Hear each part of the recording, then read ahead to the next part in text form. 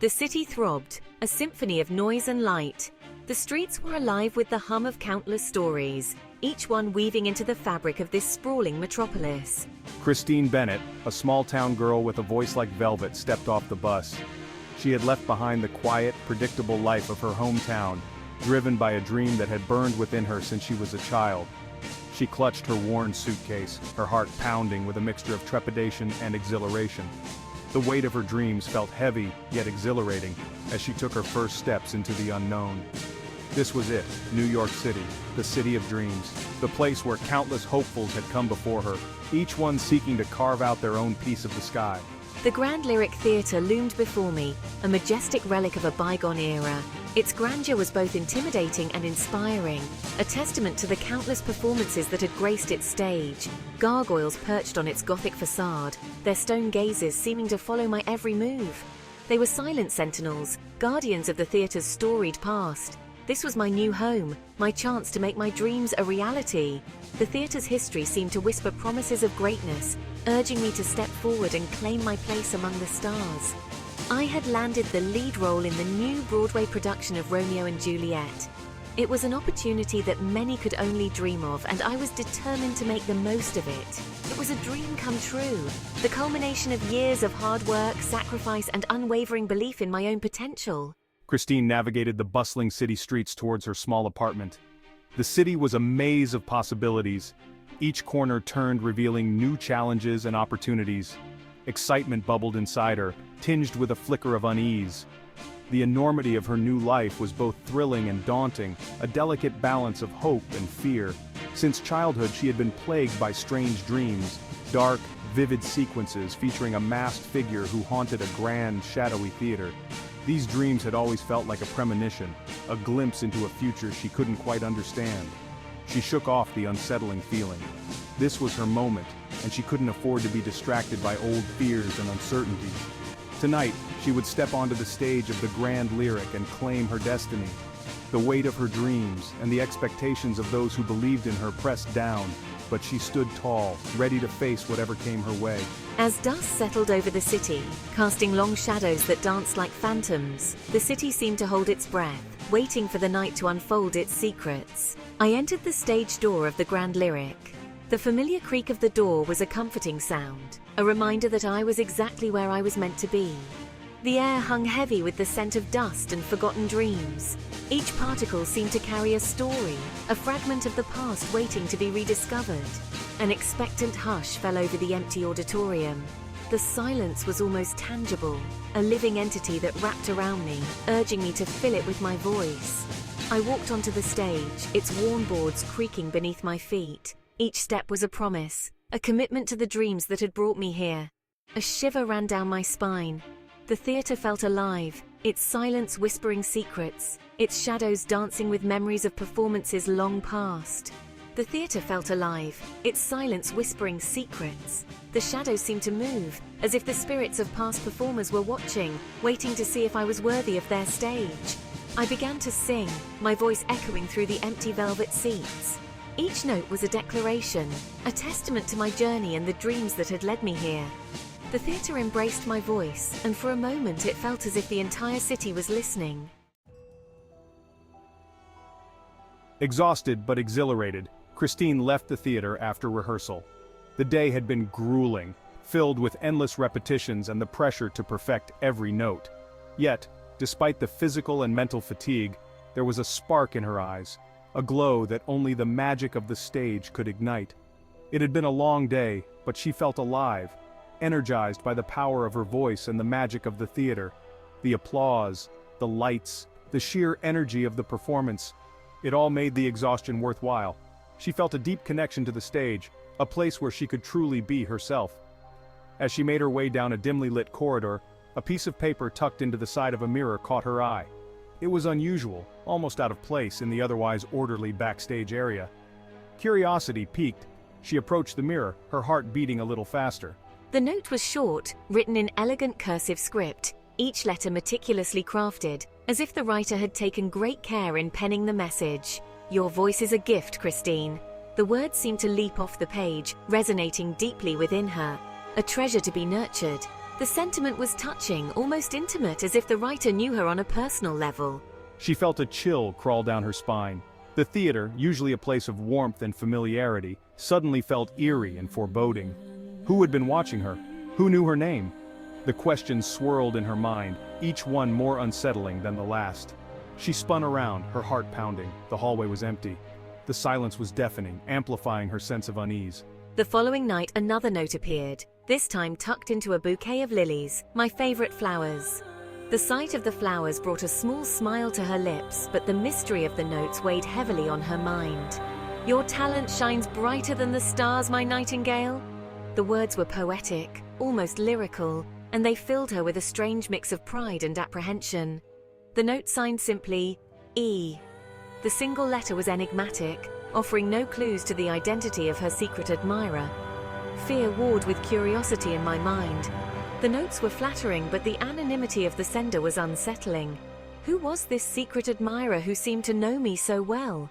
The question lingered, gnawing at her thoughts. One evening, as Christine rehearsed a particularly challenging aria, she poured her heart into every note, her voice echoing through the empty theater. A voice boomed through the empty theater. The sound was commanding, filled with authority and passion. More passion, Christine. Let your emotions soar. The voice was both encouraging and demanding, pushing her to reach new heights. Startled, she stopped singing and whirled around. Her eyes scanned the theater, searching for the source of the voice. Standing in the shadows of the balcony was a tall figure cloaked in darkness. The figure was imposing, almost otherworldly. The figure stepped into the light, and I gasped. The sight was both mesmerizing and terrifying. His face was partially obscured by a silver mask, but I could see his eyes. Piercing blue eyes that seemed to see through me, into my very soul. The intensity of his gaze was almost unbearable. Don't be afraid, Christine. The voice was soothing, almost hypnotic, as if it had the power to calm her fears. I am your angel of music. The words hung in the air, filling her with a sense of wonder and dread. Who was this mysterious figure, and what did he want from her? The angel of music, who introduced himself as Eric, became a constant presence in Christine's life. He was more than just a voice. He was a shadow that lingered in the corners of her mind, a whisper that echoed in the silence of the night. He would leave her notes, flowers, and small gifts, a silver locket engraved with her initials, a token of his affection, and a symbol of his mysterious presence. Among these gifts was a first edition of her favorite novel, a gesture that showed how deeply he understood her passions and desires. He tutored her in secret, his voice a ghostly echo in the labyrinthine corridors of the theater. His teachings were not just about music. They were about life, about understanding the depths of one's soul. Eric was a brilliant musician, a master of all instruments, and he pushed me to my limits, demanding perfection in every note. His passion was infectious, and I found myself striving to meet his high expectations. He saw a raw talent in me that I didn't know I possessed. His belief in my abilities gave me the confidence to reach heights I never thought possible. He became my mentor, my confidant, and my obsession. Every moment spent with him was a step deeper into a world of music and mystery. I found myself drawn to Eric, both terrified and strangely exhilarated by his intensity. His presence was a paradox, a blend of fear and fascination that I couldn't resist. His touch sent shivers down my spine, his voice weaving a spell around my heart. It was as if he had unlocked a part of me that I never knew existed. He was a mystery, a phantom who existed only within the walls of the Grand Lyric. His life was a secret, his past a shadow, and his future an enigma. One night, as they rehearsed in the theater's depths, Eric led Christine to a hidden passageway. It was a place she had never seen before, a secret part of the theater that held its own stories and secrets. She followed him through a maze of tunnels until they reached a dimly lit chamber. The air was thick with anticipation, and Christine's heart pounded in her chest. In the center of the room stood a grand piano, its keys shimmering under a single flickering gaslight. The piano seemed to be waiting, a silent witness to the unfolding drama. Eric sat at the piano and began to play, his fingers dancing across the ivory keys. The music that flowed from his hands was unlike anything I'd ever heard. The melody that filled the chamber was both beautiful and haunting, a reflection of the man himself. It was a song of sorrow and longing, of dreams and despair. As his music washed over me, I realized with a start that I was falling in love with the enigmatic Phantom. His music spoke to my soul, revealing truths that words could never express. In that moment, I knew that my life would never be the same. As Christine's feelings for Eric deepened, so did the mystery surrounding him. The whispers about the Phantom of the Lyric intensified. People whispered of strange occurrences within the theater, objects moving on their own, disembodied voices echoing through the hallways. Christine tried to ignore the rumors, but she couldn't shake the feeling that something was amiss. Why did Eric always wear his mask?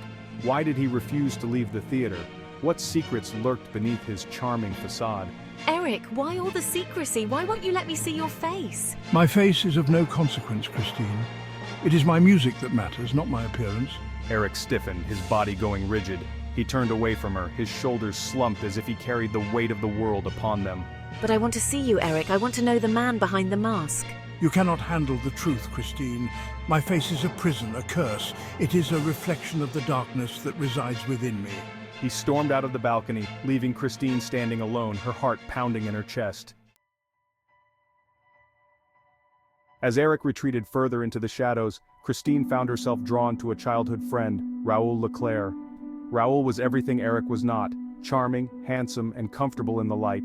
He was a successful journalist, drawn to the Grand Lyric by the rumors of the Phantom. Christine found solace in Raoul's presence. He offered her a sense of normalcy, a connection to the world outside the confines of the theater. She confided in him about Eric, sharing her fears and her growing fascination with the enigmatic Phantom. Christine, I've heard the rumors of the Phantom, but I always thought they were just superstition. Now, seeing how he affects you, I think there's more to this story. Driven by his growing feelings for Christine and his concern for her well-being, Raoul began to investigate the Phantom's past.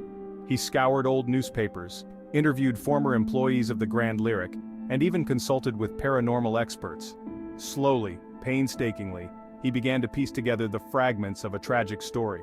He discovered that Eric Laurent, a brilliant but disfigured composer, had once been the toast of Paris.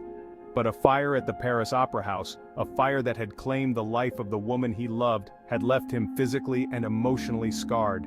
He had disappeared into the shadows, becoming the Phantom, a recluse who haunted the grand theaters of the world.